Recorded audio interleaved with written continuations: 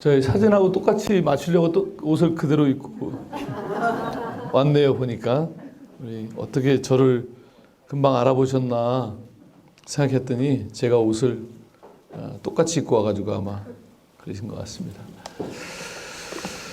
반갑습니다. 이렇게 참 주말에 열의를 갖고 선교를 공부하고 계셔갖고 너무 감사드립니다. 보니까 이제 성경 또 역사, 이렇게 문화, 또 전략 이런 순서대로 공부를 하고 계신 것 같습니다. 오늘은 문화에 대해서 좀 선교와 문화라는 주제인데요. 뭐 문화라는 것은 어떻게 보면 사람 또 우리가 선교하려고 하는 그런 민족을 우리가 어떻게 볼 것인가 하는 문제인 거죠. 너무 복잡하게 문화 이렇게 생각하지 마시고 우리가 그 사람을 어떻게 볼 것인가 또 그 민족을 어떻게 볼 것인가 하는 그런 문제입니다. 왜냐하면 선교라는 것은 뭐 다양하게 정의할 수 있지만 아주 간단하게 정의한다면 사람이 사람에게 가는 것이거든요. 자꾸 우리가 거기다가 많은 걸 붙이지만 선교는 쉽게 얘기하면 사람이 사람에게 가는 것이에요. 앞에 있는 사람은 그리스도의 제자가 된 제자를 말하는 거고, 두 번째 사람은 하나님의 형상대로 지음받은 사람에게 가는 것이죠. 그 기본적인 그걸 영어로 뭐 디그니티라 그럴까? 그런 존중, 사람에 대한 존중, 이걸 잃어버리면 안 되는데 자꾸 우리가 선교 뭐 다양한 것들을 말하면서 사람에 대한, 하나님께서 자기의 형상대로 만든 사람에 대한 기본적인 존중을 잃어버리게 되고, 거기에 이제 뭐 모슬렘이다, 뭐 불교도다, 뭐다 자꾸 라벨을 붙이니까 그것으로 보기 쉬운데, 궁극적으로는 하나님께서 자기의 형상대로 만든 사람에게 가는 것이에요. 그 사람이 하나님과, 성삼위 하나님과 우리처럼 관계를 맺도록, 사귐을 갖도록 초대하는 거잖아요. 그러니까 굉장히 그 초대라고 하는 것은 존중이 있어야 되는 것이지, 막 옛날에 뭐 식민지를 삼아서 노예로 부리면서 믿게, 이런 것은 사실 하나님께서 우리에게 보여주신 방식이 아니죠. 아버지께서 나를 보내신 것처럼 이라고 말할 때, 아버지가 아들을 어떻게 보내셨나요? 강제로 보내셨나요? 막 식민지하는 방식으로 하셨나요? 아버지가 아들을 관계를 맺고 보내신 방식 그대로 아들이 세상에 오셔서 제자들을 그렇게 제자 삼으신 것이고, 3년 동안 그런 관계를 맺으신 것이고, 그런 방식으로 세상으로 가라고 가르쳐 주신 것이죠. 그러면서 제자들의 발을 씻겨 주시면서 서로 사랑하라, 또 세상에 나가서도 그렇게 하라라고 가르쳐 주셨기 때문에, 사실 무례하게 하는 것은 성경에서 가르치는 방식은 아닙니다. 그러니까 선교라고 하는 것은 사람이 그리스도의 제자, 거기에는 이제 그렇게 된다면 그리스도의 제자라는 것이 무엇인가, 그리스도의 선교적 제자라는 게 무엇인가에 대한 깊은 이해가 있어야 되겠죠. 그래서 여러분이 성경적 관점을 배운 것입니다. 성경적 관점이 어떻게 하나님께서 창세기부터 계시록까지 쭉 선교적 하나님께서 선교적 계시로 하나의 이야기로서 달려오셨는가 하는 것을 공부하는 거죠. 선교와 성경이라고 하는 것은 그 선교에 대해서 우리가 아는 선교를 갖고 성경에서 여기도 선교가 있네, 저기도 선교가 있네, 이렇게 찾는 방식이 아니라 성경 전체가 사실은 하나님의 한 이야기를 보여주는 것이죠. 하나님이 백과사전처럼 성경을 만든 것이 아니라 하나님께서 창조하신 목적대로 세상을 회복하시려고 하는 그 하나님의 선교적 의지를 성경이 증언하고 있는 것이기 때문에, 그런 관점에서 보고 그 이후에, 성경 이후에 또 역사를 통해서 어떻게 하나님께서 세상의 역사는 흘러가지만 그 가운데 개입하시기도 하시고, 또 사람들을, 주로 이제 하나님은 역사라 그럴 때는 사람입니다. 사람을 통해서 스데반이 막 변론하다가 설교하다가 결국 돌 맞아 죽었는데, 스데반의 이야기는 니네들이 생각하는 것처럼 하나님은 그런 장소, 손으로 지은 것에 존재하시는 분이 아니다. 아브라함 이야기하고 모세 이야기하고 여호수아 이야기하고 다윗 이야기하고, 그러면서 결국 변변치 못한 사람들을 불러서 역사를 진행해 오셨다. 그의 이야기거든요. 스데반의 이야기는. 그러니까 하나님은 사람에게 관심이 있고, 그래서 결국 그 사람이 하나님과 깊은 사귐이 있는 여러 용어를 쓸 수 있겠지만 제가 쓰는 선교적 제자가 되는 것. 그러기 위해서 우리가 그 공부를 한 것이고요. 그렇게 된 사람들이 이제 하나님의 형상대로 지으신 사람에게 가는 것이다. 그런 관점에서 문화를 이해해야 될 필요를 느끼는 거죠. 성경과 역사가 여러분들이 선교적 제자로 되어지는 과정에 필요했다면 문화는 그러면 우리가 가는 그 사람을, 그 민족을 어떤 시각으로 이해해야 될 것인가. 거기에 이제 초점이 있습니다. 아시겠죠? 네, 좋습니다. 기본적으로 다 잊어버려도 우리가 그 사람을 어떻게 이해할 것인가. 그거를 배우는 시간이다. 그렇게 이해하시면 될 것 같습니다. 왜냐하면 우리는 다른 사람을 볼 때 항상 이렇게 우리뿐만이 아니라 모든 사람들은 다 우리 중심으로 보잖아요. 우리 중심으로. 그러니까 유대인들은 유대인 빼놓고 나머지는 다 한 용어로 불렀는데 뭐라고 불렀죠? 예? 이방인. 세상에는 유대인과 이방인밖에 없는 거죠. 또 헬라 사람들은 헬라라는 것이 약간 지식을 갖고 있다. 철학을 갖고 있다. 헬라인이라는 것은 지식인이다. 그런 뜻이거든요. 헬라인이나 야만인이나 나머지는 다 야만인인 거예요. 헬라가 아니면 다 야만인 거예요. 그런 식으로 세상을 다 정리하는 거예요. 우리 한국 사람들은 어떻게 정의하죠? 우리 빼놓고 나머지는 다 놈자를 붙여요. 놈자. 외놈, 떼놈, 양놈 이렇게 정리를 해버리죠. 놈으로 정리를 해버려요. 세상은 다 자기 중심으로 세상을 보는 거예요. 그런데 이제 선교를 한다고 할 때는 좀 다른 거죠. 그래서 그동안은 이 문화를 이해하는 그 이해의 관점이 다양하게 변해져 왔어요. 옛날에는 식민지 시대는 문화라고 하는 것은 이렇게 절대적인 것이다. 예를 들면 서양 문화는 좋은 것이고 저 아프리카 뭐 이런 데 문화는 너무 야만적인 것이고 이렇게 문화를 딱 고정된 것으로 봤어요. 그러니까 고정된 것으로 보니까 저 미개한 문화는 바꿔야 된다고 생각을 하는 거죠. 그 문화가 어떻게 세상을 이해하는가, 하나님을 이해하는가 이렇게 존중하려고 하지 않고 저거는 없애야 된다고 생각을 한 거예요. 그 결과가 지금 아프리카 언어들도 남아있긴 하지만 공용어가 영어권 아프리카, 불어권 아프리카, 또 아메리카에 가면 스페인어, 포르투갈어. 왜 이렇게 됐냐면 그 문화와 그 언어를 존중하지 않은 거죠. 그 당시의 방식은. 굉장히 잘못된 방식이죠. 비극적인 역사인 거죠, 사실은.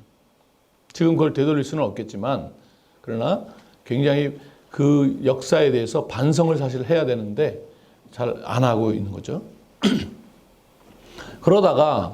그러니까 이제 저쪽의 문화와 저쪽의 언어를 말살하고 우리 거를 가르쳐가지고 이제 하게 하는 그런 방식, 아주 오만하고 야만적인 방식으로 사실 야만은 그걸 한 사람이 야만이지 아프리카가 야만인 게 아니었던 거죠. 그렇게 선교를 진행한 사람들이 야만의 방식으로 한 거죠. 하나님의 방식으로 한 것이 아니라. 그런 관점에서 똑같지는 않지만 오늘날 K컬처에 대해서 상당한 생각이 필요합니다. 지금 선교에 K컬처를 상당히 많이 인용하고 있는데 이것이 선교라는 것을 깊이 이해했을 때 K컬처가 어떤 면에서 접촉점으로 유익하지만 어떤 면에서 선교와 잘못하면 반선교적인 게 될 수 있는가에 대한 생각을 해야 되는데 이런 선교 공부를 안 하고 그냥 막 되는 대로 하니까 이 선교가 안 되는 거거든요. 이번에 이제 청년들이 단기 선교를 간다는데 너무 이 선교 학교를 잘 하게 된 것 같아요. 우리가 가는 게 중요한 게 아니라 가서 어떻게 할 것인가가 굉장히 중요한데 그런 것들을 이번에 좀 그런 이야기가 중간중간에 나왔으면 좋겠습니다. 제가 의도하진 않아도 잘 여러분에게 필요한 것은 좀 적으세요. 제가 이거다 저거다 안 하더라도 이건 좀 내가 생각을 해야 되겠다. 그러다가 이제 그렇게 야만적인 방식으로 하다가 아니다. 저 사람들 문화를 우리가 알아야 잘 전할 수 있다. 이런 생각을 하게 된 거예요. 그것을 타문화라고 표현했어요. 타문화 소통. 영어로 크로스 컬처럴 커뮤니케이션. 그래서 제가 선교사 될 때만 해도 저희 선교 훈련의 코스에 CCC라는 과목이 있었어요. 크로스 컬처럴 커뮤니케이션 줄여서 그 선교단체 CCC 말고 크로스 컬처럴 커뮤니케이션을 줄여서 CCC라고 과목이 있었어요. 오늘날로 말하면 선교와 문화죠. 그런 과목이 있어서 저희가 이제 문화인류학 이런 것들을 배웠는데 그때의 개념은 문화에 대해서 많은 것들을 잘 배우긴 하는데 지금 제가 문화의 구체적인 걸 설명하기 전에 큰 관점을 설명하는 겁니다, 여러분. 어떻게 그 관점을 안 가지고 문화는 이거다 저거다 설명하면 굉장히 오해할 수가 있어요. 관점이 제일 중요해요, 먼저. 근데 그때의 관점은 뭐냐면 저 사람들의 문화를 잘 배워서 목적이 뭐냐면 내 거를 잘 전달해야 되겠다. 이렇게 생각을 한 거예요. 지금도 제 생각에 70-80% 이상은 사실 요 개념이에요. 지금 그게 뭐 틀린 건 아니니까 지금 요 정도 개념에 우리가 지금 문화의 개념에서는 와 있어요. 문화를 잘 배우자, 언어를 잘 배우자, 그래서 잘 전달하자 여기까지가 돼 있어요. 그게 타문화. 타문화를 하다가 이제 우리가 주변에 이제 소수 문화들이 우리 근처까지 와 있다 보니까 그냥 멀리 있을 때는 그냥 우리 문화가 있고 타문화만 있으면 되는데 우리 근처까지 막 이주민들도 오고 막 그러니까 이제 다문화라는 말이 좀 유행하게 됐죠. 요즘은 다문화라는 말을 많이 씁니다. 다문화라는 말은 조금 문화에 대해서 조금 더 생각하긴 하지만 다문화라는 말은 사실은 잘 생각해 보면 주류 문화가 소수 문화를 조금 봐주겠다는 거예요. 우리가 너희들한테 이주민들 또 한글도 가르쳐주고 뭐 이렇게 해주고 해서 주류 문화에 잘 편입하도록 만드는 게 다문화의 컨셉입니다. 그러니까 사실은 거기서 끝나면 안 된 거죠. 그리고 다문화라는 말이 이제 자꾸 쓰다 보니까 조금 이제 부모가 뭐 외국 사람이거나 외국 사람과 결혼했거나 그런 사람들을 약간 차별하는 용어로 쓰여요. 그래서 다문화라는 말을 안 쓰는 게 좋아요. 지금 이제 안 쓰려고 그래요. 적절한 단어를 지금 못 찾아서 그런데 다문화 선교 이렇게 차라리 그냥 이주민 선교 이렇게 말하면 되고 그리고 이주민은 한 6개월 뭐 이렇게 왜 다른 나라에서 우리나라에 온 사람을 이주민이라 그럽니다. 그 자녀 여기서 태어났으면 걔는 이주민이 아니에요. 이주민의 자녀죠. 걔는 얼굴은 외국 사람인데 한국말밖에 몰라요. 지난 엊그제도 제가 이제 그 주말에 아프간 소녀를 이렇게 영어 공부를 했는데 요즘은 이제 걔가 대학에 들어가서 이제 안 하고 있는데 조금 있으면 저보다 더 영어를 잘할 테니까 제가 가르칠 필요가 없겠죠. 지금 대학생인데 걔가 이제 그 장학금을 받기 위해서 어떤 단체가 장학금을 주면서 걔한테 봉사를 하게 해요. 그래서 이제 엊그제 점심을 먹으면서 너는 누구를 가르치는 봉사는 누굴 가르치니? 그랬더니 탈북민의 자녀를 한글하고 수학을 가르친다는 거예요. 그래서 야 진짜 한국 사람인데 한국말을 중국에서 이제 그 탈북자가 이제 중국으로 갔다가 중국에서 애를 낳고 데리고 와서 애가 중국말은 좀 하는데 한국말을 못 하는 거예요. 그래서 한국말하고 수학을 초등학교 6학년 뭐 이런 애들을 누가 가르친다고요? 아프간 아이가 가르쳐요. 이게 지금 우리 주변에서 일어나고 있는 일입니다. 세상은 엄청 변하고 있습니다. 우리 좀 인식을 좀 바꿔야 돼요. 지금 우리 주변에서 다양한 일이 일어납니다. 그러니까 이제 어쨌든 다문화라는 말은 굉장히 우리가 이렇게 또 좁혀서 써야 되는데 우리 이주민이라는 말을 이제는 우리 한국 사회 자체가 통합 사회로 가고 있기 때문에 아마 우리 자녀들 세대 때는 교회 구성원 자체가 이렇게 보면 부모님은 사실 옛날에 외국에서 온 분 중에 한 분이고 이런 게 보편화되는 쪽으로 갈 거예요. 미국이 지금 그런 것처럼 우리도 이제 그런 사회로 가고 있으니까. 자, 그러면 이제 지금의 선교 문화 개념은 뭐냐면 그런 다문화나 타문화나 그런 개념이 아니라 상호 문화라는 개념입니다. 상호 문화라는 개념은 어떤 개념이냐면 모든 문화가 다 하나님을 이해할 수 있는 문화라는 것이죠. 그러니까 이제 하나님을 이해하기 위해서 어떤 문화가 자기 문화를 포기하고 뭐 우리가 기독교인이 되기 위해서 서양 사람이 돼야 된다든가 서양 문화를 돼야 된다든가 그런 것이 아니라 자기 문화 안에서도 그걸 회심이라고 해요. 자기 문화 안에서 그리스도를 향해서 회심하는 것이라는 거예요. 그렇게 되면 오히려 그리스도라고 하는 변할 수 없는 본질을 어떤 한 문화가 그리스도를 이해하는 것이 그리스도에 대한 전체 이해가 아니라 하나의 조각 같은 것이죠. 그런데 다른 문화는 우리가 보지 못하는 것을 또 볼 수 있기 때문에 서로 상호 문화들을 존중함으로써 그리스도에 대한 이해를 굉장히 확장해 나갈 수 있는 것이죠. 이제 신학까지 가면 이제 그걸 자신학이라고 표현하는데 뭐 신학까지 갈 필요는 없고 이제 문화적으로만 볼 때 그래서 문화를 이해할 때 굉장히 그렇게 배우려고 하는 존중하는 자세를 가져야 된다는 거예요. 예를 들어서 제가 한 예를 하나 들어볼게요. 저는 이제 성경을 번역하는 그런 성경기관인데 요한복음 3장 16절을 성경을 번역해야 되는데 하나님이 세상을 이처럼 사랑하사를 번역해야 되는데 그 종족에 파푸아뉴기니에 있는 종족이 파푸아뉴기니 종족이 사랑이라는 단어가 없는 거예요. 사랑이라는 단어가 없어. 아무리 찾아도 이 사람 사랑을 안 하나? 그래서 그러면 남녀간에 이렇게 할 때 어떻게 하지? 사랑한다고 안 하고 뭐라고 그러나? 보니까 우리나라 말로 약간 괜찮다 정도예요. 괜찮다. 영자야, 난 네가 너무나 괜찮아. 이러면서 하는 거지. 괜찮아. 괜찮아. 사랑한다는 말이 괜찮다는 말이야. 그래서 이제 성경을 번역해서 하나님이 세상을 이처럼 괜찮게 여기사. 안 괜찮아요. 안 괜찮아. 하나님이 세상을 이처럼 괜찮게 여기서 안 괜찮아. 사실 근데 괜찮다는 것도 안 괜찮지만 우리가 하나님이 세상을 이처럼 사랑하사 이렇게 들으면 막 우리 마음속에 막 가슴이 콕 찔립니까? 사랑이라는 말이?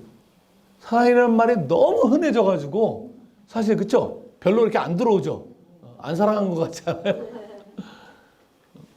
그래서 그 작가의 탁월함으로 박혜영 작가가 나의 해방일지라는 드라마에서는 이 사랑이라는 단어가 너무 흔해 빠지니까 사실은 원래는 부정적으로 쓰던 단어였는데 작가의 상상력으로 그 단어를 갖고 온 거예요. 뭐였죠? 네? 추앙이라는 단어 쓴 거죠. 아유, 훌륭하십니다. 장로님은 세상을 알아야 되는데 추앙이라는 단어가 약간 원래는 부정적이에요. 우리 누구를 추앙한다 그러면 조금 부정적인데 사실은 성경이 그 박혜영 작가가 나의 해방일지에서 쓴 추앙이라는 단어는 성경이 말하는 사랑이라는 단어보다 훨씬 더 가까운 거죠. 왜냐하면 거기서 그러거든요. 난 네가 알코올 중독에서 빠져나오든 안 하든 상관없이 너를 추앙한다. 왜냐하면 너의 조건이 내 추앙에 아무런 영향을 미치지 못하기 때문에. 하나님께서 우리가 아직 죄인 되었을 때 우리를 추앙해 주신 것이죠. 훨씬 더 가까운 개념으로 사용한 거예요. 어떻게 보면. 사랑이라는 단어가 너무나 흔해 빠졌기 때문에. 굉장히 우린 조건이 있으니까. 어쨌든 그 종족에서는 이제 이렇게 있는데 어느 날 어떤 부부가 결혼했는데 아이가 없었어요. 오랫동안. 근데 아이를 낳게 된 거예요. 근데 애가 얼마나 귀하겠어요. 근데 이 아빠가 그 아이를 꼭 안으면서 아이야, 너는 나의 심장이란다. 이런 말을 쓴 거예요. 그런 표현을 한 거예요. 한 번도 들어본 적이 없는 표현인데 정말 웬만할 때는 안 쓰는 거지. 뭐 남녀간의 정도도 안 쓰는 거지. 정말 특별할 때만 쓰는 거예요. 그 표현은. 그래서 다시 개정을 했죠. 하나님이 세상을 이처럼 자기의 심장으로 여기사. 우리 표현이 아님에도 불구하고 뭔가 사랑이라는 단어보다 더 들어오는 것 같지 않습니까? 한 예에 불과하지만 복음이 새로운 문화로 넘어가면서 우리가 알지 못했던 하나님에 대한 것들을 왜냐하면 어차피 우리가 그리스도를 이해하는 것이 핵심인데 그리스도를 통해서 성삼위 하나님을 이해하는 것이 기독교의 핵심이지 않습니까? 성삼위 하나님을 알게 하기 위해서 진리를 알게 하기 위해서 그 영원한 말씀이신 그리스도를 그리스도로 보내셨고 사실 영원한 진리이신 그분을 인간의 모습으로 보냈다는 것 자체가 얼마나 한계입니까? 왜냐하면 인간이 갖고 있는 한계가 있으니까. 게다가 그것을 언어로 표현하는 것은 또 얼마나 한계를 갖고 있는 것입니까? 어떤 때 우리가 와, 나 이거 말로 다 못하겠어. 그런 말 하잖아요. 우리가 너무 어떤 좋고 그럴 때는. 그러니 진리를 말로 표현한다는 게 이게 얼마나 한계를 느끼겠습니까? 그럼에도 불구하고 우리에게 이제 그렇게 주신 것이기 때문에 그런 성경이라든지 우리의 다양한 것들을 통해서 결국 풍성한 그리스도를 이해하시고 그리스도를 통해서 성삼위 하나님을 이해해 나가는 그 진리를 발견해 나가는 과정인데 신앙생활이라는 것은 그런데 이제 그것이 하나의 민족이 하나의 언어가 하나의 문화가 다 이해할 수는 없는 것이죠. 이제 조금 어려운 컨셉으로 가보겠습니다. 윤 목사님이 절대 어려운 얘기 하지 말라 그랬는데 중요하니까 제가 그냥 아프간에 있었던 무슨 문화 얘기만 하다 갈 수도 있겠지만 하하하 웃다 갈 수도 있겠지만 그렇게 해서는 너무 귀한 시간인데 자 역사나 이런 거 다 보셨겠지만 복음을 예수님께서 제자들과 대화할 때 이제 여러 가지 그 조사를 한 결과 예수님은 제자들과 아람어로 대화를 하셨을 것이다 그렇게 믿습니다. 거의 이제 학자들이 일치하는 견해입니다. 왜냐하면 그 당시에 갈릴리 쪽의 공용어가 아람어였기 때문에 아람어를 사용했습니다. 성경에는 달리다 굼 이런 게 나옵니다. 그러면 예수님이 아람어로 제자들과 대화를 하셨다면 제자들이 나중에 예수님의 행적을 기억하기 위해서 예수님이 하신 말씀을 기억하기 위해서 성경을 기록한다면 어떤 언어로 기록을 해야 되겠습니까? 아람어로 해야 되겠죠. 제가 만약에 종교를 창시해서 제 제자들에게 한국말로 막 얘기하면 그 제자들이 경전을 만들 때 당연히 한국말로 해야 되죠. 세상의 모든 종교의 경전은 그 창시자의 언어로 되어 있는 게 너무나 상식적인 것이죠. 그런데 성경을 기록하면서 헬라어로 기록을 했다는 거예요. 성경은 처음부터 번역본이에요. 말하자면. 이게 갖고 있는 의미가 뭘까? 그래서 그것을 조금 어려운 용어로 기독교의 복음의 번역 가능성이다. 이렇게 말하는. 복음은 번역이 가능하다. 그런 얘기를 하는 겁니다. 이슬람은 번역이 가능하지 않습니다. 처음 모하메드가 소리로 받은 코란을 지금도 그대로 보존해요. 그 소리로 계시가 내려왔다고 믿기 때문에 변하면 안 돼요. 바꿀 수가 없어요. 그러니까 지금 무슬림들이 그 7세기의 아랍어를 어떻게 알겠습니까? 우리가 지금 7세기에 한글 갖다 놓으면 읽지를 못하는데 그러니까 그냥 주문이 된 거죠. 그냥 주문. 뜻은 몰라도 그냥 이렇게 주문으로 외우는 굉장히 형식적인 종교가 돼요. 우리는 형식의 종교가 아니라 의미의 종교이고 의미를 알아야 되는데 그래서 복음이 모든 언어로 번역이 가능하다. 다 한국 성경도 성경이고 다 복음이 번역이 가능하다는 거예요. 아니다. 쓰여진 헬라어 성경만이 성경이다. 그렇게 말하지 않아요. 물론 개 중에는 킹제임스 버전만이 성경이다. 그렇게 말하는 사람도 있긴 있어요. 그건 너무 웃기지 않아요? 우기려면 헬라어 성경만이 성경이다 이렇게 말해야지 왜 영어로 번역한 킹제임스 버전만이 성경이다. 이건 난 너무 비상식적인 것 같아. 주장하려면 최소한 성경이 쓰여진 헬라어만 신약 성경은 헬라어만 참성경이다 이렇게 말하면 동의는 안 되지만 그래도 이해는 하는데 왜 영어 성경을 이것만이 참성경이다 그런 참 이해가 안 되는데 어쨌든 복음이 번역이 다 가능한데 그럼 왜 복음은 모든 언어로 모든 문화로 번역이 가능할까? 생각해 보면 쉽게 생각할 수 있는 건 복음이 모든 민족으로 들어가게 하기 위해서 번역이 가능하다. 그거는 누구나 생각할 수 있어요.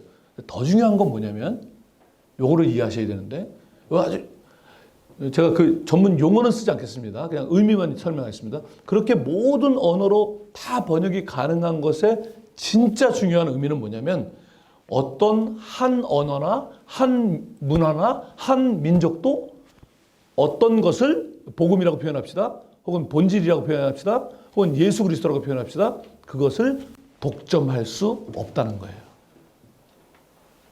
독점할 수 없다는 거예요. 다 열었다는 것은 반대로 변하지 말아야 될 것을 갖고 있다는 뜻입니다. 이게 무슨 말이냐면 이스라엘 민족을 하나님께 선택하셨는데 이스라엘 민족이 하나님을 독점하는 민족으로 나중에 오해를 했어요. 자기네들만 선택했다고 생각했어요. 이것을 하나님 거부한다는 거예요. 이스라엘 민족을 선택한 이유는 모든 민족을 구원하기 위해서 이 세상에 하나님을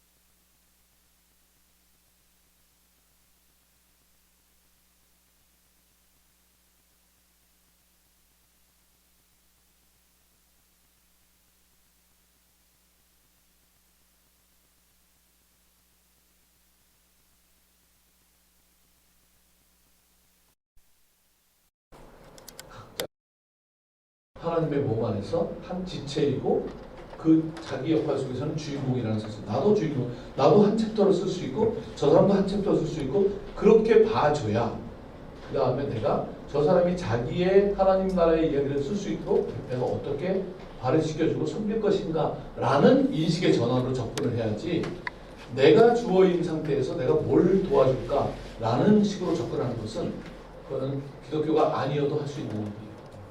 그래서 성경은 계속해서 지적하는 일은 뭐냐면 네가 중심, 너만 중심이 아니다. 그 얘기예요. 그 이야기를 지속적으로 하는 것이죠. 그래서 문화에서 가장 중요한 것은 다른 문화를 하나님 나라의 이야기에, 그러니까 성경의 표현을 하면 요한계시록에 각 나라와 족속과 백성과 방언에서라고 말할 것은 각자가 다 하나님 나라의 이야기에 자기 이야기를 가지고 것을 그러면 우리는 믿은 자들로서 그 하나님 나라의 이야기를 쓸 수 있는 주인공으로 섬겨주는 역할, 하나님의 미랄이 되어주는 역할이 성경이 우리에게 요구하는 것이라는 것입니다. 그러면 지금 우리 근처에 와 있는 굉장히 우리가 볼 때 뭐 정말 그 인도적 체류 비자 갖고 매년 고생하고 있는데 그 사람들을 어떻게 볼 것인가? 저는 그 아프간 아이를 뭐 불쌍해서 그렇게 보지 않아요. 그 아이는 저한테 여기 한국 잘 배워서 나중에 자기 나라 돌아가서 뭐 여기서 배운 걸 하고 저 그러면 그 말을 반대합니다. 네가 갈 때 가더라도 너는 네가 한국 사람이다.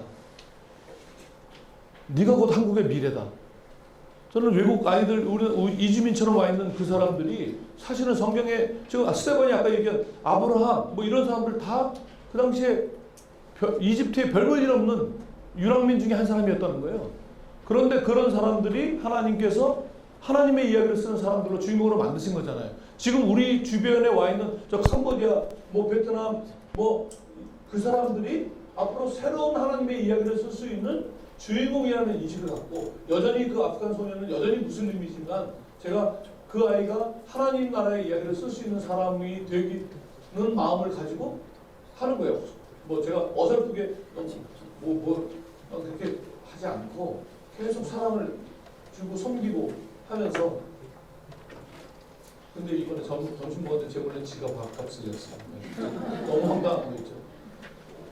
정말 어렵게 사는 그 아프간 아르바이트에서 살아가는 그 비자도 인도적 체류자 비자를 매년 불안한 상태로 사는 걔가 지가 밥값을 내가 화를 냈는데 맨날 선생님이 되셔서 지가 이번에 낸다고 참 너 한국 사람 다 됐구나. 자, 그런 이제 패러다임 제가 제일 먼저 말씀드리고 싶었던 건 그거였고요. 그러니까 가장 우리가 어떻게 문화를 볼 것인가 그게 이제 제일 먼저 이야기였고 이제 그 다음에는 두 번째는 이제 메신저와 메시지 이야기를 하려고 하는데요. 메신저 이야기 먼저 그러니까 뭐냐면 문화에서 그 문화를 어떻게 잘 이해할 것인가 전에 내가 어떻게 메시지를 잘 그 문화에 맞게 전할 것인가에 전에 내가 어떤 메신저가 될 것인가가 너무 중요해요. 그런 말 있죠. 메신저 거부 현상. 무슨 말을 해도 안 믿어져. 그 메신저 거부 현상이야. 지금 약간 우리나라 정치가 좀 그렇잖아요. 메신저 거부 현상. 무슨 말을 해도 저 사람이라면 내가 싫어하는 저 사람이 말하는 거는 뭔 얘기를 해도 안 믿겨져. 그게 메신저 거부 현상이거든요. 왜냐하면 메시지가 들리려면 그 사람이 좋아야 되거든요. 그 인품이 좋아야 되거든요. 적어도 저 사람이 말하는 게 신뢰가 돼야 되는 거잖아요.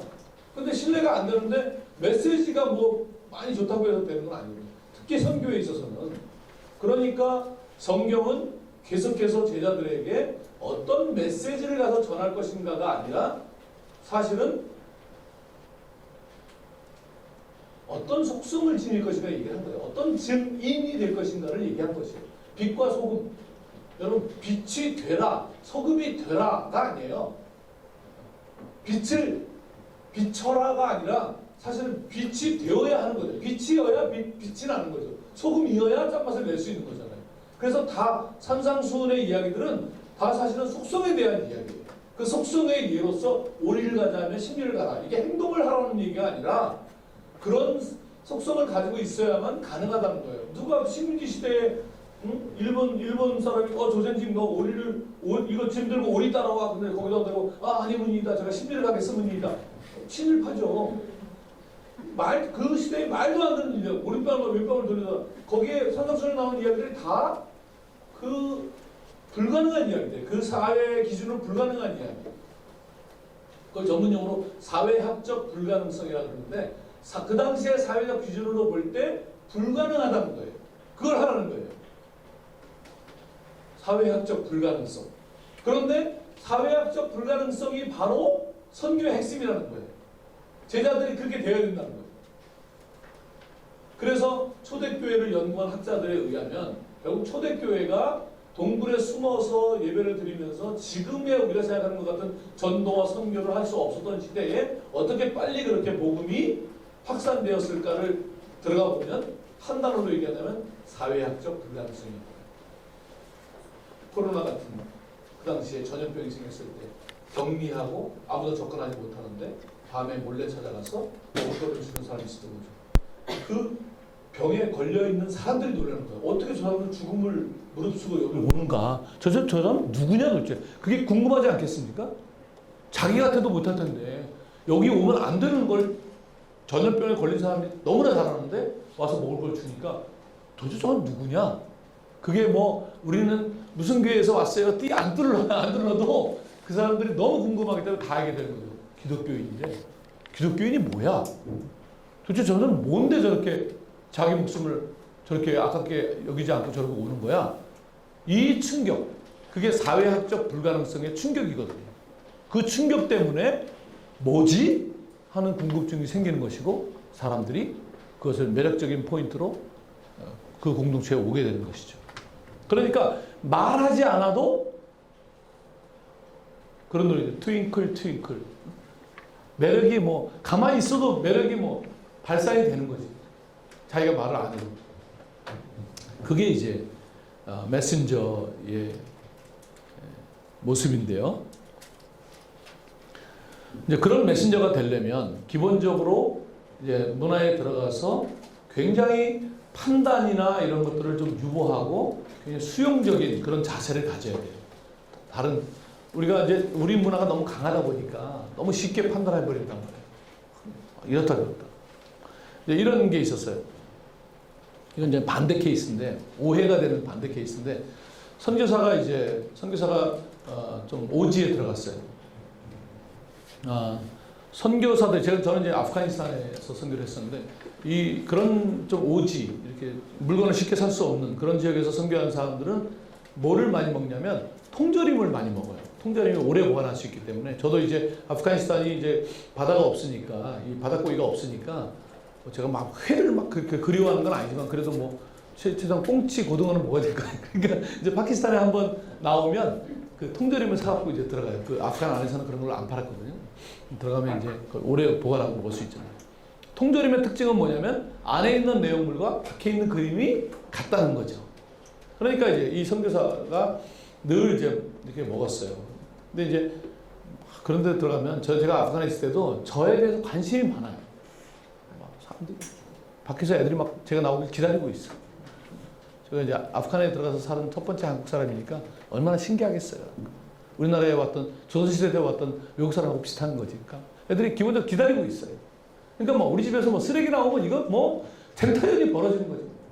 한번 삼양라면 먹었다가 막 봉지가 막 하늘에 연으로 날리고 있어서 내가 다음부터는 이제 쓰레기 내보내면 안 되겠다 해서 이제 태우고 그랬는데 그러니까 이제 깡통이 나오니까 저는 다 알 거 아니야. 이 사람 오늘 뭐 먹었구나. 그 안에 좀 묻어 있고 뭐. 몇 년 동안 그게 한 번도 틀린 적이 없어. 내용물과 밖에 있는 그림이 항상 일치했어. 몇 년 동안. 근데 어느 날 이제 그 선교사님 부부가 애를 낳은 거야. 애를 낳았더니 그동안 안 나오던 깡통이 나오기 시작해.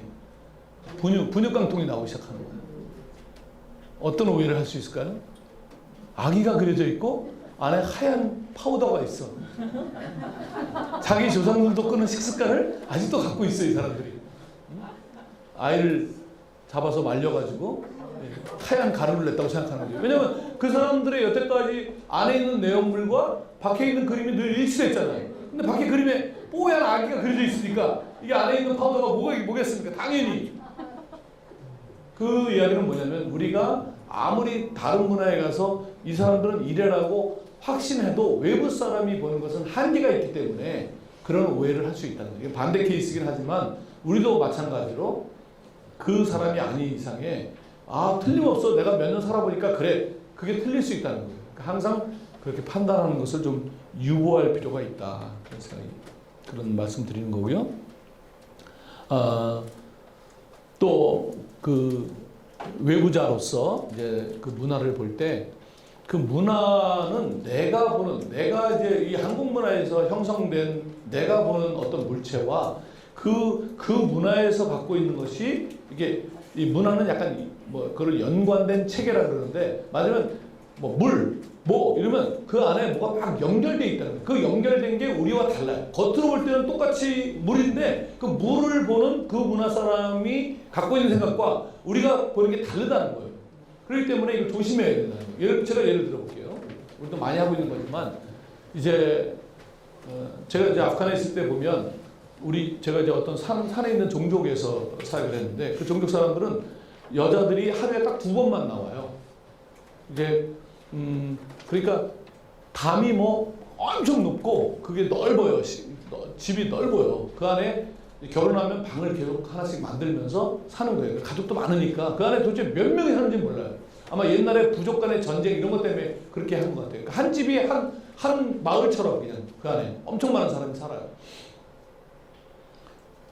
그러니까 말 그대로 시월드죠. 거기가 시월드. 시월드 사는 거예요. 그러니까 아침에 약간 어슴푸레할 때쯤에 여자들이 거기서 한 번 나와요. 그럼 이제 물동이를 쥐고서 이제 아프간에 물이 거의 없거든요. 한참을 걸어가야 되니까 뭐 한 열 몇 명이 이렇게 한 집에서 나와가지고 쫙 그리고 저녁 되기 바로 직전쯤에 또 한 번 나와요. 딱 두 번 나와요. 어느 지역에서 선교사가 이제 이 사람들이 이렇게 물 들어가는데 그런 데 많잖아요. 인도도 그렇고 뭐 너무 여자들이 고생하는구나 해서 이제 집 가까운데 그 펌프를 이제 만들어 주는 거죠. 그런데 펌프가 막 좀 고장 났는데 조그만 부속품인데 안 달고 또 여자들이 멀리 가는 거예요. 그래서 이거 뭐 언제까지 우리가 이걸 갈아줘야 되나 그런 생각을 했는데 이 무리가 외부 사람이 볼 때는 그냥 물에 불과하지만 그 사람들에게는 한번 우리 여성 집사님들 권사님들 한번 생각해 보죠. 시월드에서 하루에 딱 2번 나올 수 있어. 나오고 싶다. 멀면 멀수록 좋아. 유일하게 나올 수 있는 시간이야. 멀면 멀수록 좋아. 근데 선교사가 와서 집 앞에다가 펌프를 만들어줬어. 선교사를 죽이고 싶지 않겠습니까? 그러니 조금만 망가져도 그냥 잘됐다 하고 또 물 들어 가는 거죠. 그러니까 이 물과 여성의 사회적 스트레스 해소라는 것이 연관되어져 있는 거예요. 우리에게는 그게 연관되어 있지 않은 거죠. 우리도 옛날 아마 어른들 하면 그런 것들이 있었을 거예요. 그렇죠? 그러니까 펌프를 만들어서 물을 해결하면 여성의 사회적 스트레스라는 부분은 어떻게 해소할 것인가를 생각해야 된다는 거예요. 연관된 것들이 있다는 거예요. 그러면 뭐 예를 들면 그 옆에 여성의 집처럼 만들어서 여성의 집 만들어도 뭐 남자들이 안내해 버릴 테니까 거기서 그 여성들이 이제 자수나 카펫 작업 이런 걸 잘하거든요. 거기 여성들은 다 자기가 만들어서 시집을 가니까 그러니까 그걸로 이제 소위 그 영어로 인컴 제너레이션 그걸 이제 선교사가 판로를 개척해서 조그맣게 만든 걸 이제 팔게 한다든지 그런 잘 드시니까 그러면 돈이 들어오니까 남성들이 보내주겠죠. 그래서 그런 것들을 병행해야지만 이게 되는데 그걸 못 보고 하나 고치면 오히려 문제가 생길 수가 있다는 거예요. 그런 대표적인 케이스가 뭐냐면 도끼 사건이에요. 도끼 사건. 뭐냐면 이게 어느 종족에 갔더니 돌도끼 하나를 가지고 이 사람들이 빌려서 쓰는 거예요. 그 종족의 제일 어른이 돌도끼를 갖고 있고 젊은 사람들이 도끼가 필요하면 가서 예의를 갖추고 도끼를 빌려다가 그 도끼로 일하고 끝날 때 또 예의를 갖추고 반납을 하는 거예요. 선교사가 하면 얘기해요. 아니 지금 너무 한심하잖아. 지금 시대가 어느 시대인데 지금 돌도끼를 이걸 가지고 뭐 빌려다 쓰고 연락을 한 거죠. 성일교회 박상호 장로님 여기 와보니 참 한심합니다. 사진을 첨부했습니다. 돌도끼를 이 옆에서 찍은 사진, 위에서 찍은 사진, 이 나를 한번 보십시오. 이게 지금 이걸로 뭐가 되겠습니까? 장로님, 성일교회 한성도 한도끼 사기 운동을 보내주십시오. 착한 권사님이 나는 도끼 10개 할래. 뭐 이래가지고 이제 도끼를 이제 왕창 사가지고 이제 선교지에 보내줬어요. 젊은 사람도 다 와가지고 야, 2개씩 가져. 도끼를 막 나눠주는 거야. 효용성 면에서는 훨씬 좋죠. 도끼, 쇠도끼로. 그 종족이 없어져 버렸어요. 죽여서 없어진 게 아니라 이 도끼를 더 이상 빌리러 갈 필요가 없어요. 어른들한테. 그러니 시스템이 붕괴되기 시작하는 거예요. 그럼 이 사회가 시스템이 붕괴되면 그 종족이 없어지는 겁니다. 한국도 이게 시스템이 붕괴되면 없어지는 거예요. 그 시스템을 유지하는 게 뭐예요? 사법체계죠. 그 종족에는 도끼가 경찰관이었고 도끼가 사법체계였던 거예요. 그거로 인해서 어른들한테 예의를 갖추고 하는 어떤 사회의 그 체계가 유지되고 있던 거죠. 더 이상 빌려 갈 필요가 없어요. 그러면 엄청난 변화가 일어나는 것입니다. 그런 케이스가 너무 많아요. 예를 들면 어떤 종족은 사냥을 해서 공평하게 나누던 시스템이었는데 한 사람이 이웃 마을에 갔다가 말을 누가 줘가지고 말을 갖고 들어와요. 그러니까 이제 전에는 독화살을 쏘고 그 짐승이 쓰러질 때까지 계속 쫓아갔는데 이제 쫓아갈 필요가 없는 거예요. 말 탄 사람만 쫓아가면 되는 거예요. 그러다가 죽으면 이제 사슴 갖고 와요. 똑같이 나누려고 그랬더니 그 말 갖고 있는 사람이 왜 똑같이 나누냐? 나는 말도 먹여야 되고, 니네들이 한 일이 뭐 있냐? 이래가지고 이제 불공평한 분배가 처음 일어나는 거예요. 그 불공평한 분배가 일어남으로써 그 사회가 굉장히 붕괴되는. 그러니까 이게 뭐를 하나 바꾼다는 것이 그 연속적으로 어떤 것이 일어나야 되는가에 대한 생각을 안 하고 선교가 그렇게 단순한 게 아니라는 거예요. 그냥 주변적으로 이런 게 아니라는 거예요. 이것이 여기에는 어떤 문화를 갖고 있고 어떤 것을 건드리게 되나 이런 걸 생각해야 되는데 그러려면 이제 굉장히 경청하는 자세가 필요하다는 거예요. 우리가 선생으로 가면 안 되고 학생처럼 가야 된다는 거예요. 그 문화를 배워야 되겠다. 하나님은 이 문화를 통해서 어떤 새로운 것들을 우리에게 하나님에 대한 이해를 주시나 그런 경청하는 자세로 갈 필요가 있다는 것이죠. 그러니 굉장히 관계를 맺는 일이 필요하다. 제가 아프가니스탄에서 한 4년 정도 이렇게 뿌리 내리는 일을 했는데 한 4년쯤 지났을 때 그 저희 마을에서 모스크를 조그만 거지만 모스크를 이제 헌당하는 모스크 헌당식이 있었어요. 근데 거기에 이제 뭐 탈리반 군수하고 이제 탈리반 병사들이 다 참석을 했겠죠. 다 무슬림들이니까. 근데 그때 그 모스크 헌당식에서 그 물라, 우리로 말하면 성직자죠. 이슬람 성직자가 물라가 이제 이런 이야기를 한 거예요. 그때 저희가 4년 정도 됐으니까 약간 그 마을에서 제가 이제 문해 교육을 하고 있었어요. 문해 교육. 그 종족어로는 못하고 종족이 쓰는 공용어였던 탈리반의 언어, 파시투어로 문해 교육, 문명 퇴치 교육을 이렇게 하고 있었는데 사람들이 많이 자녀들을 거기다 보냈어요. 왜냐면 학교가 없었으니까 막 놓치고 이래가지고 또 나이도 먹은 애들이 이제 글자 배우고 이런 걸 하고 있었는데 많이 보냈어요. 굉장히 프로젝트가 잘 되고 있었어요.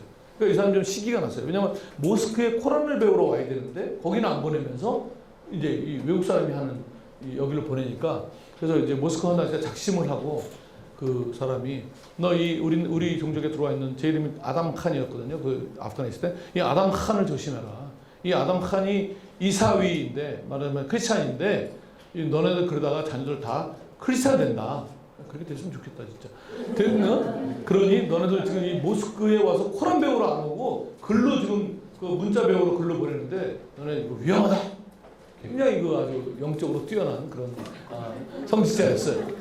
그래가지고 이 탈리반 군사들을 바로 보내가지고 제 그 종족 안에 있는 제 사무실을 급습을 했어요. 그때 만약에 이제 뭐 성경책이 나온다든가 종교에 관한 어떤 것이 나온다 그러면 이제 저야 뭐 그냥 추방당하면 그만이지만 저와 함께 일하는 사역자들은 굉장히 위험에 처할 수 있는 그런 상황인데 이제 저희는 뭐 그렇게 뭐 그런 거를 이렇게 뭐 함부로 두지는 않습니다. 제가 제일 어려웠을 때 쓴 그 아프간에서 쓴 여기 있는 이유라는 시가 있는데 거기 보면 그 탈리반 들어오고 나서 한 구석에 숨겨놓은 성경을 다 불태웠습니다. 뭐 그런 구절이 나오는데 이제 뭐 그렇게 허접하게 막 찾으면 들키도록 그렇게 두지는 않죠. 어쨌든 그랬는데 그때 저희 종족에서 100개의 마을이 막 엄청 흩어진데 100개의 마을에서 2명씩 지도자들이 성직자한테 가서 왜 지금 마을이 발전하는데 방해하냐. 우리가 그러면 성미를 끊겠다. 뭐 이래가지고 그 성직자가 내가 그런 의도가 아니고 약간 청문회에서 자주 하는 제가 그런 뜻이 아니고 뭐 문맥이 그런 게 아니고 뭐 그래가지고 이렇게 넘어. 그래서 4년 지났을 때 제가 이제 좀 뿌리가 내렸구나. 이 사람들이 우리를 이렇게 받아들이는구나. 그렇게 뿌리가 내려지면 무슨 일도 할 수 있어요. 그다음부터 이제 일들을 진행해 나가야 되는 그런 뿌리 내리는 시간이 필요하다. 그러니까 단기로 갔을 때 뿌리 내리기가 어려우니까 그러면 우리가 얼마나 더 겸손하게 대해야 될까 이런 생각을 해야 되는 거죠. 그 메신저에 대해서 한 가지만 얘기하고 넘어가겠습니다. 닉이라는 선교사가 있습니다. 이분이 중동에 있는 무슬림들 중에서 무슬림에서 기독교인이 된 그것을 MBB라 그러는데 무슬림 백그라운드 빌리버스 그래서 MBB 무슬림이었다가 기독교인이 된 공동체가 있어요. 그 사람들은요 그게 발각되면 형제가 죽여요. 그냥 무슬림에서는 그런 게 뭐 비일비재합니다. 그러니까 얼마나 고생하면서 그 믿음을 갖게 됐겠어요. 그런 사람들의 모임에 가서 물어본 거예요. 그러니까 가니까 뭐 자기가 얼마나 곧 가족으로부터 해를 당하고 뭐 그런 이야기들을 다 내밀한 이야기들을 다 나누는 그런 아주 관계가 깊은 죽었다 살아난 사람들이니까 그런 공동체인데 그 공동체에 이런 걸 질문했어요. 당신들이 보기에 어떤 선교사가 좋은 선교사입니까? 그렇게 질문했어요. 이 현지인들이 질문을 이해를 못해요. 그거는 서구적인 질문이에요. 1번 이건 좋은 거야. 이런 거는 우리가 서구적인 교육을 받아서 그런 거예요. 우리도 약간 옛날에 집에 가서 좀 나이 드신 분들 남편한테 한번 물어보세요. 여보 당신은 내가 뭐가 좋아? 그러면 1번 밥을 잘해서 짜증나지 않겠어요? 그거? 기껏 나 좋아하게 밥 잘해서요? 말하기 어려운 거거든요. 그걸 꼭 말로 해야 알아? 뭐 이러면서 혹은 뭐 저 같은 사람은 당신은 내가 당신을 사랑하는 줄 알아? 뭐 이러면서 대답하겠죠? 무슨 말인지 모르겠죠. 어쨌든 어떤 게 좋다는 거를 이렇게 구체적으로 말하는 문화가 아니에요. 그러니까 말을 못하는 거예요. 이 사람들. 그러니까 막 선교사가 어떤 선교사가 좋은 선교사 말 좀 해보라고 그랬더니 몰라 우리는 그런 거 몰라 막 이렇게 된 거예요. 그래서 자꾸 이제 물어보니까 한 사람이 어떤 선교사가 좋은 선교사인지 우리는 모르지만 우리가 누구를 좋아하냐고 물어보면 우리 이름을 댈 수 있다. 그래 누굴 좋아하냐 했더니 어느 선교사 이름을 댄 거예요. 우리 그 사람을 좋아한다. 그러니까 어떤 질문을 하겠어요? 그렇지. 이게 서구적인 사고야 이게. 그 사람이 왜 좋으냐 그걸 얘기하면 되냐. 몰라 그냥 좋아. 그거 어떻게 얘기합니까? 그냥 막 그 젊은 남자가 막 사랑할 때 너는 내가 왜 좋아? 그럴 때 그걸 1, 2, 3, 4 얘기하는 순간 너무 정말 너무 가벼워지지 않겠어요? 그렇죠? 그냥 좋아야지. 그렇죠? 그러니까 몰라 우리는 그냥 그 사람 좋아 그런 거예요. 그러니까 이 사람이 이제 난 너희들이 그 답을 말하기 전까지 내가 안 가겠다. 계속 졸른 거예요. 그때 이제 그 현지인 남자가 참다 못해갖고 이렇게 얘기했어요. 그 선교사가 우리가 그 선교사를 왜 좋아하냐고? 그 선교사가 우리한테 돈을 빌려갔잖아. 이렇게 얘기한 거예요. 그러니까 깜짝 놀란 거예요. 돈을 빌려간 게 좋은 거야? 나도 빌려갈 수 있는데? 이렇게 된 거예요. 그러면서 이 현지인이 뭐라 그러냐면 너희 다른 선교사들은 우리의 도움이 필요하지 않았잖아. 그 사람은 우리의 도움이 필요했어. 이 엄청난 메시지입니다. 그 선교사는 그 마을에 와서 열심히 모든 것을 다 주면서 살다가 어느 날 본국에 있는 아버님이 돌아가셨는데 돌아갈 비행값이 없었어요. 그래서 현지인들한테 나 좀 도와달라. 근데 현지인들이 돈을 걷어서 줬어요. 현지인한테 나 좀 도와달라고 진정으로 전략이 아니라 진심으로 갔다는 것은 뭐냐면 그 사람들을 내가 도와야 될 대상으로만 본 것이 아니라 거의 동등한 혹은 어쩌면 더 나보다 아까 말한 제가 얘기한 주인공처럼 여긴 것이죠. 이게 너무너무 중요합니다.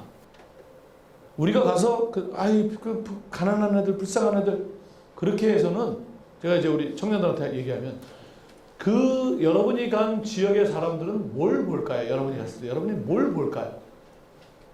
여러분이 하는 그 다양한 뭐 옛날로 말하면 뭘 준비하는 거예요? 부채춤, 태권도를 보기도 하지만 더 안쪽의 눈에서는 뭘 보냐면 여러분이 그 새벽부터 일찍 일어나서 만든 풀 메이크업을 쳐다보고 있습니다.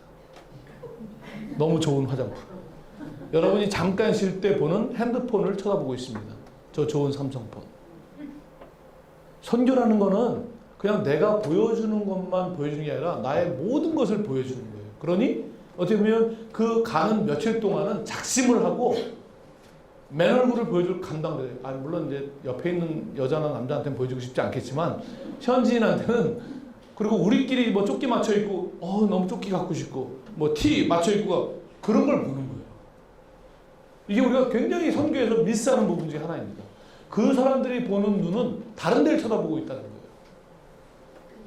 그렇기 때문에 도움을 준 선교사들이 고맙기는 하지만 그 사람들은 항상 우리보다 높은 위치에 있고 우리의 도움을 필요로 하지 않는 거죠. 마음을 깊이 들어간다는 것은, 제가 어제도 아내하고 그런 얘기를 했는데, 결국 신앙이 깊어진다는 것은 내 몸에 구멍을 자꾸 내는 일입니다. 예수 그리스도가 제자들의 발을 씻기시고 결국 마지막에는 십자가에서 손에 옆구리에 구멍이 나신 것처럼 자꾸 빈틈없는 사람으로 가는 것이 신앙이 깊어지는 게 아니라 자꾸 다른 사람이 침투해 들어올 수 있도록 빈 구멍을 자꾸 만드는 것이 신앙이 성숙하는 일입니다.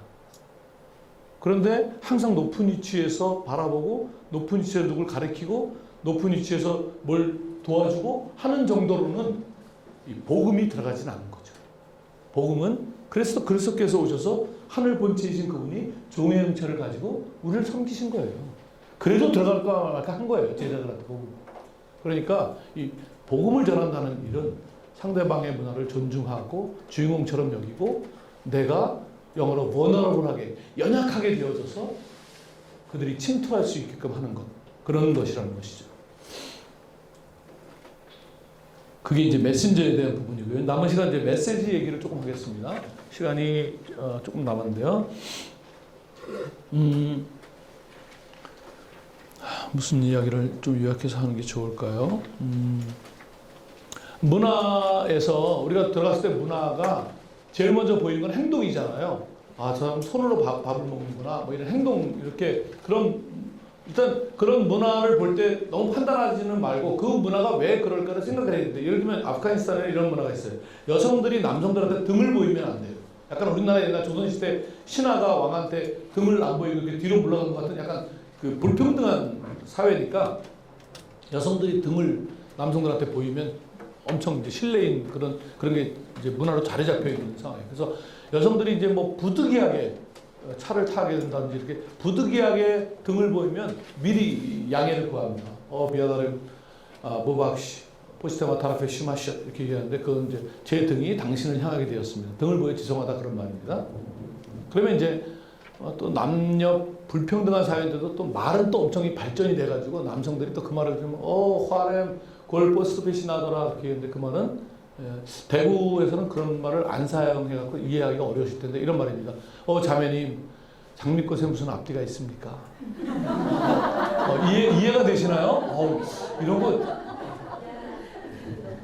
그렇게 얘기를 해야 되는데 또 장난을 좋아하는 남자들이 있어갖고 화를 차레코티 야키야스 이렇게 얘기하는데, 그 말은 자매님, 드럼통에 무슨 앞뒤가 있습니까? 뭐 이렇게 얘기하는 나쁜 놈들도 아프간에도 있습니다. 아무튼 그러니까 그런 행동을 볼 때 여성이 등을 안 보이는 그런 행동이지만 그 안으로 들어가면 그 문화의 행동 이면에는 가치와 믿음 체계가 있는 거죠. 여성은 남성보다 열등하다라고 하는 그런 가치 체계를 갖고 있고, 더 들어가면 그들의 세계관 속에는 뭐 여성이 열등하게 창조되었다든가 그런 세계관을 갖고 있는 거죠. 그러니까 사실 복음으로 사람이 변한다는 것은 가치도 변해야 돼. 더 깊게는 세계관 자체가 변해야 되는데, 우리가 예수 그리스도라는 세계관으로 변하는 데까지 돼야지 사실은 하나님께서 바라시는 그런 성도가 되는 것이죠. 성경을 그런 관점에서 읽어보면 어떻게 베드로가 국힙 완탑이 되기 위해서 무리로 걸으려고 했던 그 사람이 나중에 가면 사도행전에 어떤 사람으로 변해져 있는가 이런 것들을 보면 그들이 나중에 이제 굉장히 변하는 거죠. 그게 주님께서 우리에게 변하기를 바라신 모습인 거죠. 예를 들면 베데스다 사건 때 예루살렘에 가서 명절 때 예루살렘에 갔으니까 예루살렘 성전을 가야 되는데 예수님께서 성전을 안 가시고 양문 곁에 있는 베데스다로 가셨어요. 거기는 가면 안 돼요. 왜냐하면 거기는 병자들이 우글우글하고 거기 거룩하지 못한 곳이기 때문에 거룩한 명절에 제사를 드리러 가는 분이 거룩하지 않은 것을 만지고 가면 안 되잖아요. 그게 선한 사마리아 사건 때 제사장들이나 레위인이 거의 죽은 자를 보고 피해 간 거죠. 왜냐하면 그 사람들은 거룩한 사람들이니까. 그러니까 제자들이 엄청 의아해했을 것이란 말이에요. 뭐지 이거? 예수님 왜 베데스다로 가셨지? 그때는 의아해했어요. 사마리아 여인과 주님께서 앉아서 얘기할 때 양식을 갖고 돌아와서 의아해했잖아요. 저 사마리아 여자랑 얘기를 하시지? 온통 제자들이 3년 동안 예수님을 따라갈 때 다 의아한 것 투성이었어요. 왜냐하면 그것이 주님께서 새로 만들 이 선교적 제자 공동체의 모습이어야 했는데 그들은 아직 유대인의 모습에서 벗어나지 못했기 때문에 다 이상하게 생각한 거죠.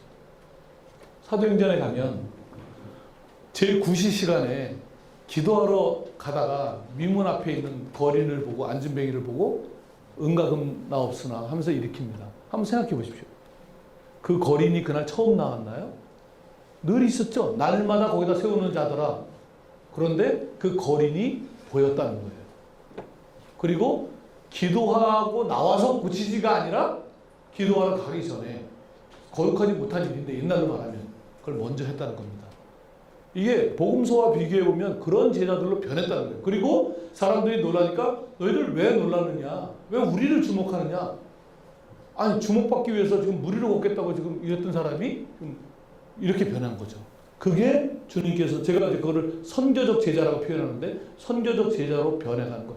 하나님이 내가 하려고 하는 일에 능력을 주시는 것이 기독교가 아니라 하나님께서 창조의 목적대로 변화시켜가는 이 긴 여정에 그 뜻을 알고 우리가 하나님의 역사에 참여하는 것이 바른 방향인데 우리는 자꾸 하나님의 어떤 그리스도를 통해서 보여준 뜻을 자꾸 이해하고 그러기 위해서 성경 공부하고 그러기 위해서 이런 성경 코스하고 이렇게 하기보다는 자꾸 하나님으로부터 우리가 능력을 받아서 우리가 하려고 하는 일에 하나님이 우리를 도와주시도록 그런 관점으로 우리 중심으로 굉장히 되어 있단 말이에요. 그런 것을 바꾸는 것이 굉장히 중요합니다. 그래서 문화에서 단 그런 겉으로 보이는 것으로 결정하기보다는 이제 그렇게 해야 되고요. 그 다음에 또 한 가지 얘기하면 이제 그래서 이제 문화에서 문화로 이렇게 바꿀 때 뭐 이거는 여러분이 당장 필요하지는 않을 수 있는데 이제 문화로 더 깊이 들어가면 형식을 예를 들면 우리 뭐 수고한다 손이 괴롭다 그런 뜻인데 어디 가서 손이 괴롭다라고 말한다고 통하는 건 아니잖아요. 수고한다라는 것이 우리는 손이 괴롭다는 뜻이지만 그것에 의미가 있고 그 의미를 저쪽에서는 뭐 발이 괴롭다 그럴 수도 있는 거고 가슴이 괴롭다 그럴 수도 있는 건데 그런 그 의미에 맞는 형식을 찾는 과정인 거죠. 그러니까 그걸 단순하게 반복하는 것이 아니라 그러니까 무조건 가서 새벽기도 해야 돼. 뭐 가서 그 사람한테 뭐 이렇게 해야 돼. 타문화에 가서 우리가 한 거를 그대로 답처럼 주는 거 이건 사실 성교라고 말하기 굉장히 어렵습니다. 만약에 우리가 성찰한 것을 준다고 한다면 그렇게 의미를 발견하지 못하더라도 우리가 성찰한 걸 줄 때 그 사람들이 성찰하는 과정을 시작할 수 있도록 돕는 것으로 해야지 어떤 거든지 아무리 좋아도 답으로 주는 것은 그 사람들은 성찰을 안 하고 답으로 받기 때문에 그게 박제화되고 거기에 머무르고 결국 형식화되기 때문에 그래서 웃기는 이야기가 어느 종족에 갔더니 다 같이 기도합시다 그러니까 사람들이 다 이렇게 하더래요. 이렇게. 우리는 손을 이렇게 하잖아요. 그 사람들은 이렇게 하더래요. 제가 조금 과장하면 이 손이 90도로 꺾여야 좋다고 매일 집에서 연습하겠죠. 진하려고 그러네. 왜 그런가 봤더니 옛날 서양 선교사가 왔는데 항상 기도할 턱을 들고 기도하고 서양 선교사가 항상 턱을 들고 기도해요. 그게 돼갖고 이제 기도합시다 그러면 다 같이 그게 이제 하나의 형식으로 들어가게 된다는 거죠. 그래서 이제 손을 이렇게 쉬지 않는 사람은 이제 기도를 안 한다고 생각하고 옛날에 우리도 뭐 제가 초등부 전수할 때 보면 이게 기도하는데 손 안 모으는 애들도 하는데 선생님이 꿀밤 한 대씩 때리고 너 기도하는데 손도 안 모아 뭐, 손을 이렇게 모아야지 이게 뭐야 뭐 이거는 불교야 뭐 이러면서 무슨 기독교의 기도 형식이 있는 것처럼 그렇게 했잖아요. 제가 아프간 가봤더니 그 사람 다 손을 들고 기도하더라고요. 다 다른 것이죠.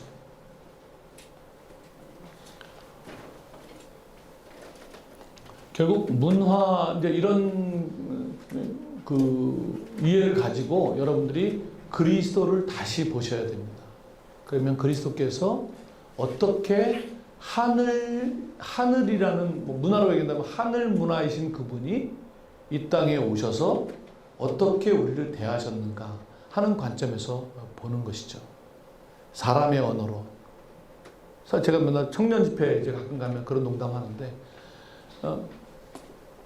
이는 내 사랑하는 아들이다. 이게 인간의 언어로 표현할 수밖에 없으니까 아들인데 이 아들이라는 단어가 사실 무슬림들한테 굉장히 걸리는 단어예요. 아들이라는 것은 정상적인 이해를 갖고 있는 사람이라면 엄마와 아버지가 있고 거기서 태어나는 게 아들이잖아요. 근데 예수님이 그러니까 마리아가 예수님의 하나님의 부인이냐? 이러고 질문하는 게 그래서 너무나 상식적인 질문이잖아요. 하나님이 아들이라 그러니까. 우리가 이제 오히려 아들이라는 단어를 그 원래 범주 다른 범주로 쓰고 있는 거죠. 기독교 안에서. 그렇죠? 그러니까 이런 단어를 쓴다는 것 자체가 굉장히 그럼 또 뭐라 그러겠어요? 이는 내 짝꿍이다. 뭐 이럴 뭐 어떤 단어로 써야 하나님께서 그리스도를 그 한 본체이신 삼위일체이신 그분을 표현할 수 있겠습니까? 어려워요. 인간의 언어 중에서 아들이라는 단어를 선택하신 거예요. 그분이 하셨는지 아니면 뭐 쓴 사람이 썼는지 하여튼 그렇게 했단 말이에요. 그러면 하나님께서 원래 하나님과 예수 그리스도의 관계를 하늘나라의 언어로 그대로 표현하려고 했다면 그렇게 인간의 언어로 아들 이런 표현을 쓰지 말았어야죠. 이는 내 사랑하는 꼬꾸로 쪼꾸로 빼꾸로 꼬꾸로 이렇게 하늘나라 원래 말로 딱 써면 하나님은 너무 시원하겠죠. 그대로 표현했으니까. 문제는 아무도 이해를 못한다는 거죠. 그러니까 우리가 이해할 수 있는 언어로 표현을 했는데 그걸 아들인데 또 다른 곳에서 또 태초에 말씀이 하나님과 함께 계셨고 그 말씀이 곧 하나님이시다. 다양한 구절들을 통해서 우리가 삼위일체라는 개념을 만들어낸 거잖아요. 그렇죠? 그러니까 이제 문자로 고정해서 우리가 갖고 있는 아들 개념으로 막 이렇게 할 게 아니라 그런 여러 가지 용어들을 가지고 훨씬 더 그 언어가 표현하는 것보다 훨씬 더 깊은 이해를 가는 여정을 가야 되는 것이죠. 문화에 있어서도 마찬가지고. 그래서 이제 그런 주님께서 이 땅에 오신 그 과정을 우리가 보면서 주님께서 어떻게 여기서 대하셨나 이런 것들을 보는 것이 너무나 중요하고 결국 새로운 문화에 가서 복음을 전할 때 문화의 어떤 기술을 통해서가 아니라 가장 새로운 문화를 만나서의 접촉점은 서두에서 말씀드렸지만 결국 사람이 접촉점인 거예요. 사람이. 그 사람 때문에 좀 우리가 타 문화에 다 알지 못하고 또 단기로 갔을 때는 뭐 그 문화를 다 알지도 못하지만 내가 진정성이 있기 때문에 정말 뭐 잠깐 내가 아까도 얘기한 것처럼 프로그램 할 때만 막 웃으면서 하고 나머지 시간에는 다른 일을 하고 그렇게 하면 이게 진정성이 떨어지니까 그 짧은 기간만큼이라도 내가 뭐 혼자 화장실에 몰래 가서 핸드폰을 하는 거는 어쩔 수 없죠. 적어도 아이들이 보는 앞에서는 이제 내가 여기서 했던 습관을 그 기간만큼은 좀 절제하겠다. 이런 것들을 갖고 가야지만 좀 진정성 있게 다가갈 수 있고 또 저는 단기 성경하는 분들한테 그런 말을 합니다. 결국 가서 최소한 한 사람이라도 좀 알고 와라. 그 이름 다 알고 오면 좋지만 그렇지 않으면 내가 갔을 때 이렇게 마음속에 저 아이 혹은 저 어른 뭐 저 청년 한 사람의 좀 이름도 알고 뭐 가족 관계 정도는 알고 제일 좋은 거는 그 집에 가서 하루 자고 오면 좋은데 그 단계에서는 굉장히 어려우니까 그러면 굉장히 오랫동안 남게 되고 그리고 단기를 갔다 오면 그 사람에 대해서 최소한 1년 동안은 마음에 품고 기도를 해라. 평생 하라 그러면 힘드니까 1년만 다음 단기 성교 갈 때까지 1년만이라도 이렇게 같이 둘이 사진 하나 찍은 거를 벽에다 붙여놓든지 해서 1년 동안만 해도 한 사람을 위해서 그렇게 헌신해주면 너무 좋다. 그런 이야기를 합니다. 시간이 좀 됐어요. 혹시 질문 있으면 조금 한두 개 받고 기도해야 될 것 같습니다. 선교사님, 네. 그 한국 선교사가 보통 다른 지역으로 가면 한국에서 했던 교회에서 여러 가지 활동들을 많이 심어 놓으시더라고요.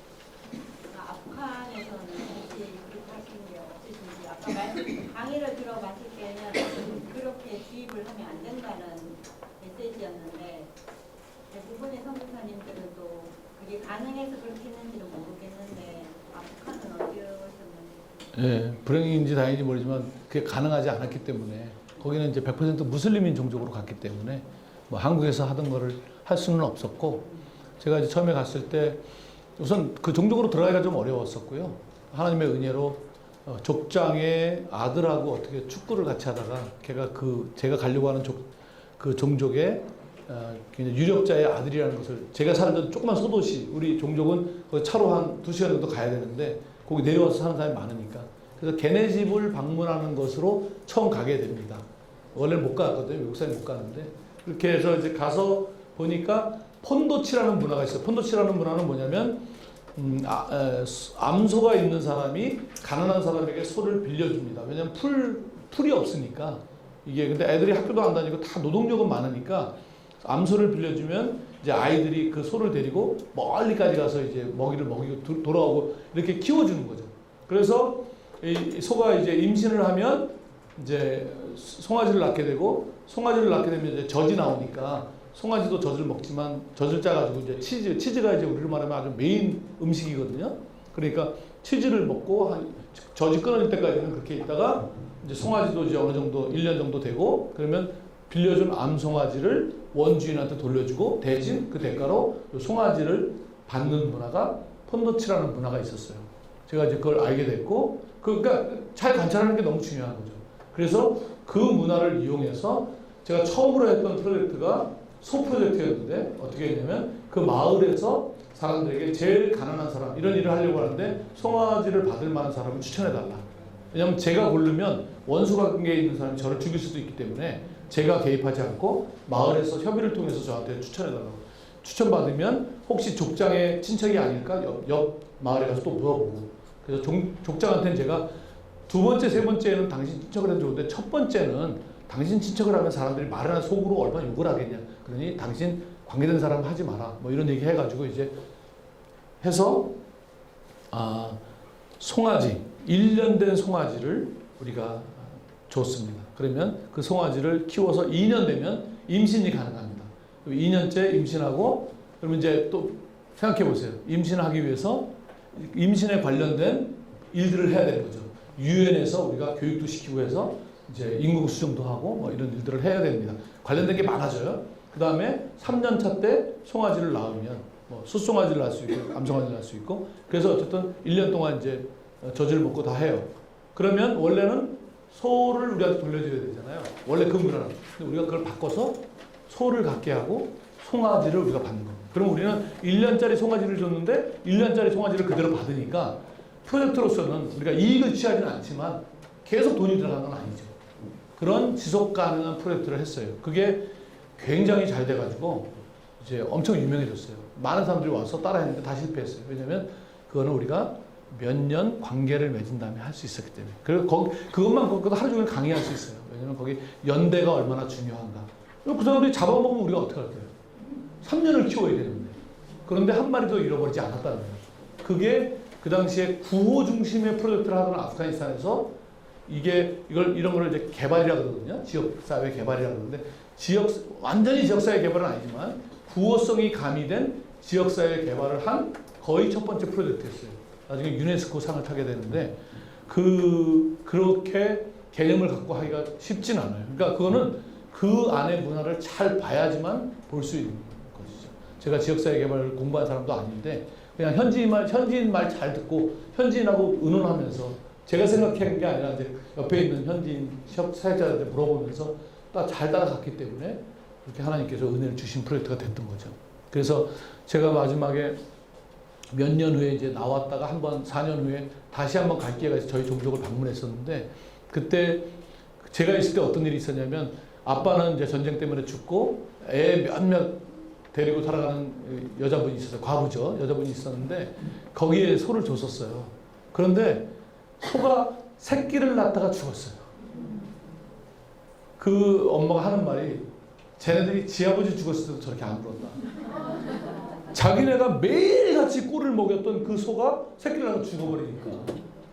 그런데 다행히 죽기 숨 넘어가기 전에 목을 땄더라고요. 왜냐면 그냥 죽으면 이제 무슬림들은 그건 못 먹거든요. 근데 이제 피를 흘리면 먹을 수 있어서 그 엄청난 가치 차이죠. 굉장히 고민이 됐어요. 이거 어떻게 할 것이냐. 제가 구약에 뭐 이소가 저소를 받으면 몇 별, 이게 막 왜 썼는지 알겠더라고요. 그거 하나가 무너지면 만약에 목을 따는 것이 이롭다 그러면 그 마을에 저희가 나눠준 소는 그 다음 날은 다 죽어요. 그게 왜 3년을 키웁니까? 딱 죽이니까 그냥 줬다. 그래서 이걸 어떻게 나눠야 되나? 1년 있다 죽으면 몇 분의 몇으로 나눌 것이요. 이거를 이제 그때부터 규정을 만들어야 되더라고요. 어쨌든 그래서 제가 이 낳은 송아지를 키워라. 그래서 싫다는 거예요. 애들도 아비 없이 자라는 걸 보는 게 너무 슬펐는데 이 송아지 어미 없이 못 보겠다. 가져가라. 그랬는데 조금 있다가 달라는 거예요. 왜냐 그랬더니 애들이 그거 소 있을 때는 매일같이 산에 데리고 다니면서 했는데 아프가니스탄 저희 종족이 뭐 저희 종족뿐만 아니라 아프간 전체가 전 세계에서 마약 1위 생산국이거든요. 저는 뭐 그냥 양귀비꽃이 그냥 벌판에 깔려 있는 데서 생활을 했으니까. 그러니까 애들이 이제 마약도 하는 거예요. 여기처럼 마약은 아닌데 그 원액 같은 걸 먹으면 이제 담배 피고 어린애들이 막 그러니까 엄마가 너무 보기 싫다고 다시 달라고 애들을 위해서. 그런데 제가 이제 나왔다가 몇 년 있다가 들어갔는데 가보니까 그 집을 방문했는데 그 소가 이제 지금 벌써 몇 마리가 그다음부터 다 자기네 거니까 한 4마리인가 엄청나게 소를 갖게 되는 그런 케이스를 뭐 예 그렇게까지 부자는 아니겠죠. 그래서 너무 좋아하는 이런 거 있습니다. 감사합니다. 예.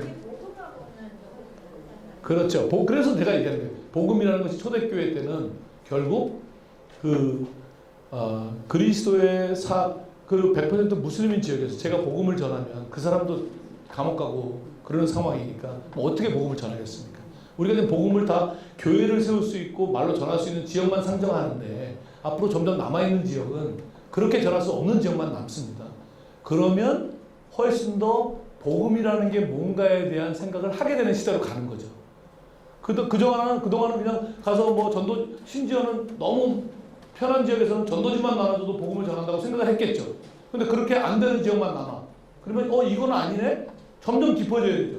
그러면 총체적으로 내가 하나님의 다스림을 온전히 받는 복음의 사람으로 변하지 않은 상태에서는 복음이 전해지지 않는다는 것이 결과적으로 남을 거예요. 그때 돼야 우리가 그리스도께서 우리에게 주시려고 했던 복음이 뭐라는 것을 깨닫게 되는 날이 올 거예요. 지금은 섞여 있어서 이렇게 행동하는 게 이게 진짜 주님께서 말씀하신 것인가? 이렇게 해도 되니까 그거라고 생각할 수 있지만 점점 그걸로 안 되는 지역이 남으면 그때 가서 굉장히 복음이 무엇라는 것을 생각하는 시절이 올 겁니다. 저는 우연히도 100% 무슬림인 지역에서 살았기 때문에 그렇게 내 삶으로 쓸 수밖에 없었던 거죠. 그러면서 제가 늘 염두에 뒀던 건 이 어린아이들, 저 여자애들은 바깥에 못 나오고 담으로만 보고 남자애들은 졸졸 쫓아다니는데 과연 이 아이들이 제가 떠났지만 언젠가 어른이 되었을 때 누군가 얘기할 때 야 그때 우리 마을에 한국 사람 아담 칸이라고 기독교인 한 사람이 와 있었다. 그때 나를 어떻게 기억할 것인가. 그거를 늘 염두에 달고 다녔습니다. 왜냐면 그런 스토리들이 꽤 있어요. 어떤 아이가 길거리에서 물건 파는데 간호사 여자 한 명이 아침이면 출근했다가 병원에 저녁에 한 번도 말한 적이 없어요. 그런데 이제 사람들한테 물어본 거예요. 저 사람은 누구냐? 그랬더니 기독교인 여성 유럽에서 왔는데 여인인데 간호사다. 그래서 정부 병원에 가는 거다. 그 사람은 한 번도 말하지. 근데 늘 같은 시간에 출퇴근한 거예요. 자기네는 너무나 전쟁 중이어서 어떻게든 돈 모아가지고 가짜 여권 만들어서 유럽으로 갈 생각하고 사는데 도대체 저 여자는 왜 이 어려운 나라에 왜 들어왔는가? 그게 이 아이한테 늘 질문이었던 거예요. 그러다가 나중에 전쟁 때문에 파키스탄에 난민으로 나와서 기독교에 대해서 듣게 되었을 때 그 자기 어렸을 때부터 갖고 있었던 그것이 계기가 돼서 복음. 그러니까 이 복음이 전해진다는 것은 수많은 사람들의 노력 속에 언제 꽃필지 모르지만 그 꽃피운 그 사람이 한 게 아니라 수많은 물이 채워져 오는 거예요. 그 어느 중간을 나는 살고 있는 거죠. 그런 긴 호흡으로 봐야 되는 거죠. 복음을 전하는 거. 앞으로 남아있는 지역은 거의 그런 지역만 남게 되니까. 그러니까 복음이라는 것을 어떤 분은 커피를 얘기할 때, 자, 물과 커피 가루가 있는데 타서 커피를 만드는데 뭐가 커피입니까? 라고 얘기할 때 자꾸 우리는 커피 가루와 커피를 혼동해요. 커피를 준다 그러면서 원래 커피 가루를 이렇게 주면 먹을 수 있습니까? 물을 준비한 사람, 컵을 준비한 사람, 커피 가루를 넣은 사람, 탄 사람, 갖다 준 사람 다 총체적으로 해서 커피를 주는 거죠. 이게 굉장히 단순한 일이 아니라는 것입니다. 그러니 내가 복음으로 변해져 가는 만큼 세상에서 그리스도를 드러낼 수 있다는 것이죠. 네. 여기까지 해야 될 것 같아요. 성교 보호하기 너무 힘들었겠어요. 네? 하성교회 성교 보호하기가 너무 힘들었겠어요. 알아주시니 감사합니다. 저뿐만 아니라 그런 선교사가 얼마나 많다는 것을 좀 생각하셔야 됩니다. 예. 하나만 더 마지막 질문을 할게요. 이런 에피소드가 굉장히 많고 되게 재밌었던 것 같은데 사실 저희가 이렇게 경험할 기회는 없으니까 책으로 낸 게 있으시거나 그리고 두 번째 질문은 그럴 때마다 어떻게 그러니까 물론 생활이나 이런 것들 어려운 점 굉장히 많으시겠지만 언어의 장벽 어떻게 하는지 그러니까 저희 그런 얘기 하려면 뭐 너무 진짜 많겠죠. 책은 없고요. 책은 없고 그런 책은 안 썼고요. 아무튼 그 안에 이제 저희가 있을 때만 해도 뭐 이메일이나 무슨 이렇게 외부랑 연결할 수 있는 게 없던 시대였으니까 아프가니스탄에 없던 시대였고 아까 말씀드린 것처럼 8살 큰아이가 8살 때 이웃 나라인 파키스탄에 있는 기숙사로 보내야 했고 두 나라 사이에는 우편 전화가 안 되기 때문에 3개월에 한 번 아이를 보러 가기 전까지는 아무 연락도 할 수 없는 그런 상황이었고 뭐 그런 이제 상황이었으니까 뭐 그냥 혼자 잘 살아야 되는 거죠. 근데 보시다시피 제가 좀 유쾌해가지고 자기가 혼자 이렇게 농담도 생각하면서 근데 이런 지역에 있는 선교사들이 자기가 살아가야 될 근거를 만들어야 되니까 그런 생각들을 많이 만든 것 같아요. 저와 비슷한 환경에 있던 선배 선교사가 한번 저한테 편지를 보내왔어요. 말도 안 되는 소리를 그런 걸 스토리로 만들었는데 이런 거예요. 하나님께서 어떤 사람에게 어느 날 야, 네 집 앞마당에 바위를 놓았으니 그것을 밀어라 이랬다는 거예요. 벌써 처음부터 말이 안 되잖아요. 그래갖고 이 사람이 이제 아침부터 나가 저녁까지 계속 밀었다는 거예요. 아무리 밀어도 막 안 밀리니까 밀으라 그랬는데 계속 밀었는데 너무 나중에 화가 나고 집에 누워가지고 하나님 이거 이렇게 큰 거 내가 어떻게 이거 되지도 않는 걸 그래서 화를 내서 이제 나네요 그러고 누웠다는 거예요. 하나님 나타나서 내가 너 보고 밀라고 그랬지 그것을 옮기라고 하지 않았다. 그러면서 하나님께서 그 바위를 쫙 째려보니까 바위가 날아가 버렸다는 거예요. 그러면서 너의 어깨를 만져보아라, 등을 만져보아라. 열심히 밀었기 때문에 엄청난 근육이 생긴 그런 말도 안 되는 이야기 만들어가지고 말하자면 우리가 그런 상황에서 열심히 미는 역할을 맡기신 거지 그것을 옮기는 것은 성령이 하실 일이지 우리가 할 일이 아니기 때문에 우리에게 우리는 충성되이 일하는 것이다. 이런 걸로 이제 위로를 삼으면서 말도 안 되는 얘기를 만들어가면서 사는 거죠. 그런 상황이고 뭐 그렇지만 틈틈이 하나님께서 주시는 그 은혜들이 있잖아요. 제가 이제 사실은 이 성경번역 선교사가 대학교 때 헌신하고 아프간 들어갈 때 보니까 딱 10년이 걸렸더라고요. 준비 과정에.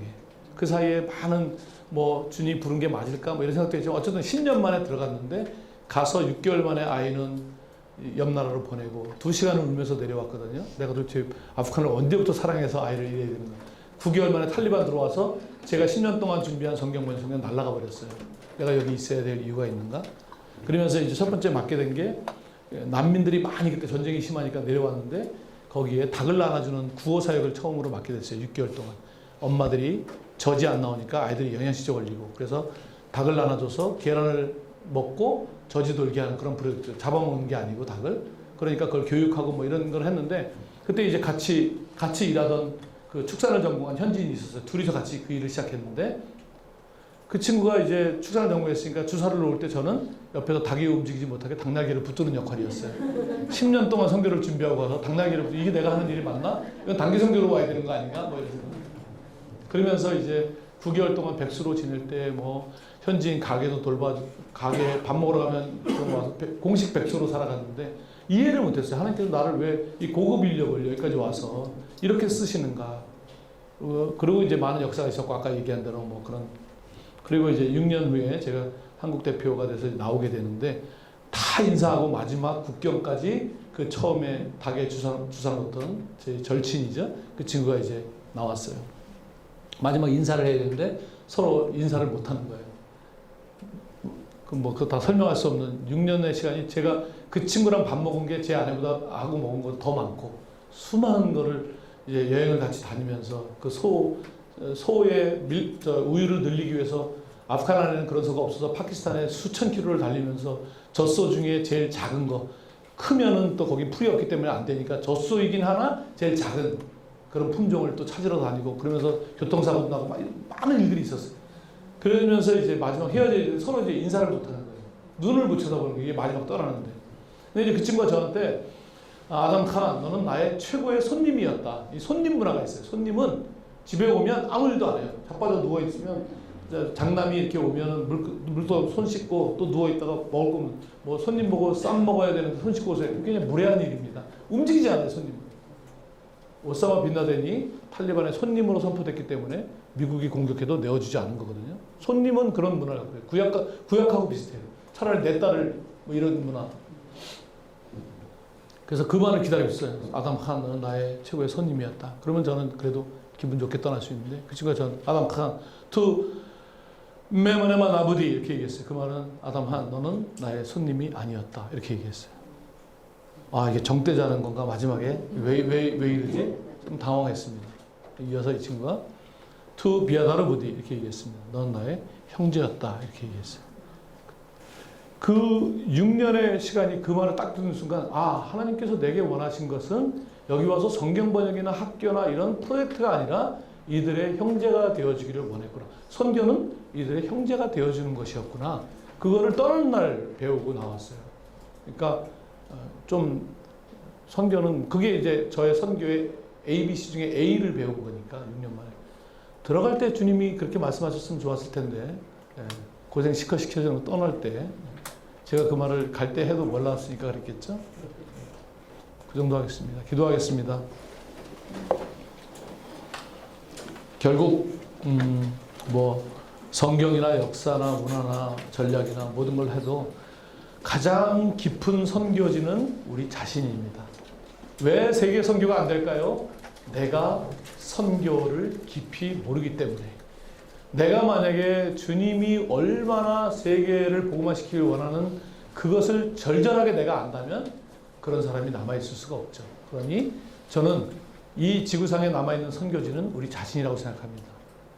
우리 자신을 위해서 하나님, 제가 주님께서 이 땅에 오셔서 제자들을 변화시키기 원했던 그 선교적 제자로 변하도록 도와주십시오. 그 한 가지 기도 제목 놓고 함께 기도하겠습니다. 기도합니다. 하나님 아버지 감사합니다. 하나님 정말 주님께서 이 땅에 오셔서 우리에게 변화되기를 원하셨던 그 복음, 그 선교적 제자 우리가 되기를 소원합니다.